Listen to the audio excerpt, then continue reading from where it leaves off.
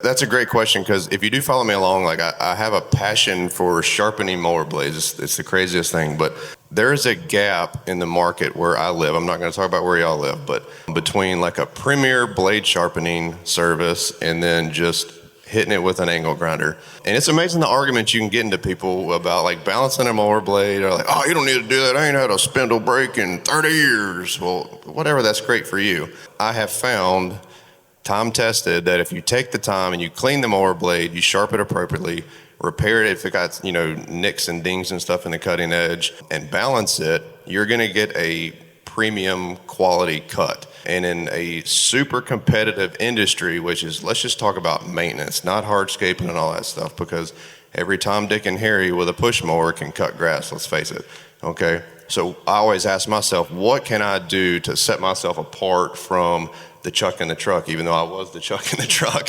What can I do to set myself apart from him?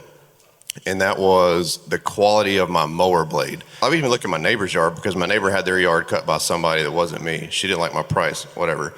But I could take a piece of grass from her yard after the guy just left, and then compare it to the piece of grass in my yard after I just cut. So think about this. So when you cut a piece of grass, a blade of grass, if you know women that get like split ends with their hair, a dull mower blade will leave like a fractured little furry end on a blade of grass. So you've got your blade of grass is going to look like this, like all these fingers. What's that going to open that lawn up to? Disease. It's going to turn brown quicker, all that stuff. Now, if you've got a quality sharpened blade, balanced blade, it's literally going to look like you cut that mower, or they cut that piece of grass with a pair of scissors, okay? So the lawn's gonna look healthier, longer, so between cuts it's gonna stay greener, it's gonna stay healthier. I called around, just like I think Andy said it or Alex said, called around to different service centers, service dealers in my area. What kind of service do you offer? What kind of machine do you use? What do you charge? Okay, so I kind of found a couple similarities with price, a couple similarities with machines. And I'm like, do you clean the blade? Do you balance the blade? Do you do any of this stuff? Every single one of them said no. So when a contractor or homeowner brings a mower blade to me, I clean it, I inspect it, I repair it, I sharpen it, I balance it, I box it up. Everything's like super professional. Do I go above and beyond? I do, but I charge for it. So it's just like, what these guys were saying earlier, offer a premium service, you got to charge for it, and you're going to get it.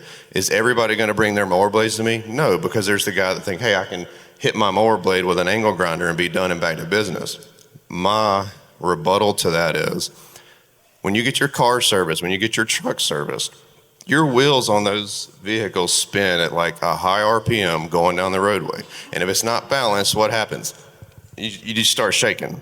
Your mower blade's doing the same thing under your mower deck, and over time it does cause problems. Now, some of you guys may be going through mowers like every couple of years. Spindles may not matter to you. There's going to be guys and girls out there that have mowers for thousands of hours, okay? This little service of maintenance in your mower blade properly is going to save you from spending hundreds of dollars in the repair shop and your spindles. So I'm glad you touched on that, because mower blade sharpening is very passionate to me. Yeah, and we couldn't tell. I love it. Go Magnomatic. Like Andy was talking about premium pricing. I mean, if you're cutting grass, having sharp blades, if you're going to demand top dollar, you need sharp blades.